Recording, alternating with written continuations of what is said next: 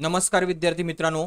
तर आज ज्यांचा पेपर होता मी होप करतो की त्यांना तो पेपर चांगला गेला असेल, कारण पेपरची जी लेवल होती ती पेपरची लेवल इझी टू मॉडरेट लेवलची अशी होती. तर आता जे आपण पेपरचं विश्लेषण बघणार आहोत तो पेपर लिपिक टंकलेखक ह्या पदाचा आहे. तर बघा, खूप सारे विद्यार्थी हे पेपरचा फीडबॅक शेअर करत नाही, पण ह्या पदासाठीचा एक पेपरचा फीडबॅक माझ्या स्वतःच्या मित्रानेच मला शेअर केलेला आहे. तर कशा प्रकारचा पेपर विचारला होता आणि पुढे ज्या एक्झाम आहेत त्यासाठी तुम्हाला काय करायचं आहे तेच आपण ह्या व्हिडिओमध्ये बघूया. त्याआधी जो मी चालू घडामोडीवर एक व्हिडिओ घेतला होता ज्याला की जवळपास 9K व्ह्यूज आहेत, तर ह्या व्हिडिओच्या खाली एका विद्यार्थ्यांनी मला आता कमेंट टाकली आहे की सर, तुमच्या कालच्या लेक्चरमधला किंवा कालच्या व्हिडिओमधले 2 हे क्वेश्चन आलेले होते. आता हे नक्की कुठले क्वेश्चन होते ते मला माहीत नाही आहे, पण ज्यांनी अजूनही हा व्हिडिओ बघितला नसेल तर तो त्यांनी इथे आय बटनमध्ये जाऊन बघू शकता, किंवा त्या व्हिडिओची लिंक ही डिस्क्रिप्शन बॉक्समध्ये मी देतो. त्यानंतर अशाच प्रकारचा करंट अफेअरचा व्हिडिओ आजही येईल, तर ज्यांनी अजूनही सबस्क्राईब केलं नसेल तर चॅनलला सबस्क्राईब करा. तर चला बघूया आजच्या पेपरचं विश्लेषण. तर सगळ्यात आधी मराठी सेक्शन बघूया. तर बघा, मराठी सेक्शनची जी लेवल होती ती खूप इझी होती.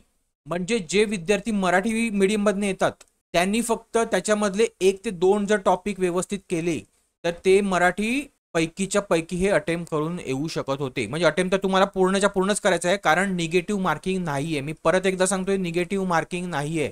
आणि निगेटिव्ह मार्किंग कुठल्याच पदासाठी नाही, कारण खूप सारे विद्यार्थी परत परत क्वेश्चन करतायत की ह्या पदासाठी आहे का, त्या पदासाठी आहे का. तर निगेटिव्ह मार्किंग ही कुठल्याच पदासाठी नाहीये. तर मराठी सेक्शन हा इझी विचारलेला होता. तर त्यामध्ये एक उतारा आला होता. एक उतार्यावर जवळपास 4 प्रश्न आलेले होते आणि तो उताराही इझी लेवलचा होता. पुढे सगळ्यात जास्त इम्पॉर्टंट म्हणजे समानार्थी विरुद्धार्थी. समानार्थी विरुद्धार्थीवर जवळपास 8 प्रश्न आले होते आणि प्रत्येक ग्रुपमध्ये 2 प्रश्न आले होते आणि ते प्रश्न सुद्धा इझी लेवलचे होते. तर बघा, काही तुम्हाला समानार्थी शब्द सांगतो.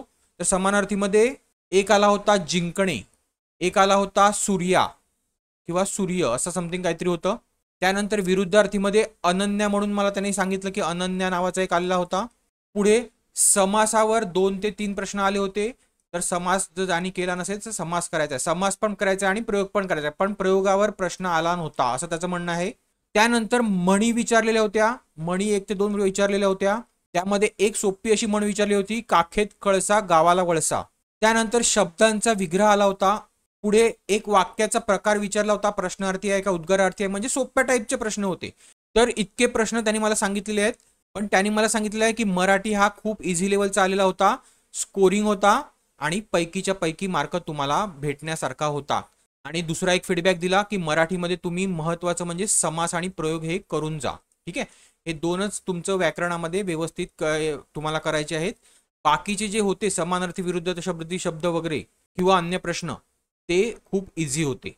ठीक आहे, पुढे बघूया इंग्लिश सेक्शन. आता इंग्लिश सेक्शन मध्ये रीडिंग कम्प्रेन्शन किंवा जो उतारा होता, तर इंग्लिश सेक्शन मध्ये 2 उतारे आले होते. तो बोलला 2 उतारे आले होते. त्यामधला एक जो होता तो इझी लेवलचा होता आणि एक होता तो थोडा टफ होता. तर जी मराठी माध्यमातून मुलं येतात त्यांना तो टफ गेलेला आहे, कारण ह्याची जी लँग्वेज होती ती थोडीशी हार्ड होती. तर असं त्याचं म्हणणं आहे. तर ह्या रीडिंग कम्प्रेन्शनवर जवळपास 7 ते 8 इतके प्रश्न आले होते. त्यानंतर फिल इन द ब्लँक्स विचारले होत्या. फिल इन द ब्लँक्स मध्ये काही वर्ड तुम्हाला पुट करायचे होते ते विचारले होते. त्यावर जवळपास 2 ते 3 प्रश्न होते. त्यानंतर करेक्ट ऑर्डरने स्टेटमेंट अरेंजमेंटवर तुम्हाला 2 ते 3 प्रश्न होते. त्यानंतर सिनोनिम अँटोनिम म्हणजे समानार्थी शब्द आणि विरुद्ध अर्थी शब्दावर 2 ते 3 प्रश्न होते. इडियम आणि फ्रेज ह्याच्यामध्ये विचारली नव्हती इंग्लिशमध्ये, पण पुढे विचारण्याची शक्यता आहे, तर तुम्ही ते सुद्धा वाचून जावा. त्यानंतर एररवर प्रश्न होते. एररवर 2 ते 3 इतके प्रश्न होते. त्यामध्ये एक ग्रॅमॅटिकल आणि एक स्पेलिंग एररवर प्रश्न होता. पुढे जे ग्रामर आहे ते काहीच विचारलेलं नव्हतं. ऍक्टिव्ह वॉइस, पॅसिव्ह वॉइस हे काहीच विचारलेलं नव्हतं. टेन्सेस वगैरे काहीच विचारलं नव्हतं. तर अशा प्रकारे त्याचा ह्या सेक्शन बद्दल जो फीडबॅक होता तो बोलला पुन्हा हा इझी टू मॉडरेट लेवलचा होता. स्कोरिंग सेक्शन होता. ज्या विद्यार्थ्यांचा इंग्लिश थोडाही चांगला असेल ते विद्यार्थी सुद्धा हा सेक्शन व्यवस्थित अटेम्प्ट करू शकत होते. क्लिअर आहे. आता पुढचा सेक्शन बघूया, रिझनिंग सेक्शन. आता हा सेक्शन सुद्धा इझी टू मॉडरेट लेवलचाच होता. तर ह्या सेक्शनमध्ये मॅथ विचारलेला का, तर मॅथ विचारला नाही. मॅथ विचारणार पण नव्हते, कारण त्यांनी रिझनिंग हा शब्द ऑलरेडी दिलेला त्यांच्या सिलेबसमध्ये. पुढे ह्या सेक्शनमध्ये सगळ्यात महत्त्वाचा म्हणजे मी तुम्हाला सांगितलं होतं आणि त्याच्यावर लेक्चर सुद्धा घेतला होता, सिटिंग अरेंजमेंट. सर्क्युलर सिटिंग अरेंजमेंटवर 2 हे सर्क्युलर सिटिंग अरेंजमेंटचे क्वेश्चन होते आणि त्याच्यावर प्रत्येकी 2 ते 3 इतके असे प्रश्न होते. तर ज्यांनी माझा तो सर्क्युलर सिटिंग अरेंजमेंटचा किंवा सिटिंग अरेंजमेंटचा व्हिडिओ बघितला नसेल त्याने तो आत्ताच बघायचा आहे. मी त्याची लिंक सुद्धा आय बटन इथे देतो किंवा डिस्क्रिप्शन बॉक्समध्ये सुद्धा त्याची लिंक तुम्हाला भेटून जाईल. पुढे एक बिल्डिंगवर प्रश्न होता. तर ह्या बिल्डिंग रिलेटेड सुद्धा मी सिटिंग अरेंजमेंटमध्ये कव्हर केलेला आहे. तर तो व्हिडिओ तुम्ही व्यवस्थित बघायचा आहे. तर अशा प्रकारे सिटिंग अरेंजमेंटवर जवळपास 6 प्रश्न होते प्लस बिल्डिंगवर 2 प्रश्न होते, म्हणजे जवळपास 8 ते 9 प्रश्न हे सिटिंग अरेंजमेंट ह्याच टॉपिकवर आले होते. पुढे ब्लड रिलेशनवर सुद्धा 2 ते 3 इतके प्रश्न आले होते. त्यानंतर कोडिंग डिकोडिंगवर सुद्धा 4 ते 5 इतके प्रश्न आले होते. तर हे सुद्धा तुम्ही व्यवस्थित बघायचं आहे. त्यानंतर सिलोजिझमवर सुद्धा 2 ते 3 प्रश्न होते. तर ते सुद्धा तुम्ही व्यवस्थित बघायचं आहे. पुढचं आहे स्टेटमेंट कन्क्लुजनवर सुद्धा 2 ते 3 प्रश्न होते. तर हे सुद्धा तुम्ही व्यवस्थित बघायचं आहे. क्लिअर आहे. तर इतके टॉपिक बद्दल त्यांनी मला डिस्कस केलं. तर आणि त्याचं म्हणणं होतं की हा सेक्शन सुद्धा इझी होता, इझी टू मॉडरेट लेवलचा होता. तर ज्यांनी सिटिंग अरेंजमेंट केलं असेल तर त्यांना तो इझी जाईल. त्यांनी सिटिंग अरेंजमेंट आणि ब्लड रिलेशन व्यवस्थित बघायचं आहे. पुढे तर ह्या पेपरचा किंवा आजचा जो पेपर झाला लिपिक टंकलेखक त्याचा सगळ्यात कठीण जो होता कठीण सेक्शन तो होता जीके सेक्शन. आणि मी तुम्हाला आधीही सांगितलं होतं की जीके सेक्शनच असतो तो तुमचं रँकिंग ठरवत असतो. ठीक आहे, कारण ते 3 सेक्शन जे असतात त्याच्यामध्ये सहसा विद्यार्थी स्कोअर करतात, पण ह्याच्यामध्येच तुमचं रँकिंग ठरतं. आणि जीके सेक्शन मध्ये सुद्धा करंट अफेअर्स मी तुम्हाला सांगितलं होतं की करंट अफेअर्सला मॅक्झिमम वेटेज आहे. करंट अफेअर्सवर 11 ते 12 इतके प्रश्न आले होते. आणि त्यामध्ये सुद्धा जानेवारी टू मे पर्यंत ज्यांनी व्यवस्थित केले असतील करंट अफेअर्स जानेवारी टू मे महिन्यापर्यंतचे म्हणजे मागच्या 5 महिन्याचे, तर त्याला करंट अफेअर्स चांगले गेले असतील. पुढे काय काय प्रश्न होते तर G20 परिषदेविषयी विचारलं होतं की कुठे झाली. त्यानंतर मिसाईल बद्दल विचारलं होतं, कुठल्या तरी मिसाईल विषयी विचारलेलं होतं. त्यापुढे मिसाईल डिफेन्स सिस्टीम, एक मिसाईल डिफेन्स सिस्टीम विचारलेली होती. पुढे काहीतरी करारावर प्रश्न होता. आता एक्झॅक्ट प्रश्न त्याला आठवत नव्हते, पण त्यांनी जेवढं सांगितलं तेवढं मी तुम्हाला सांगतोय.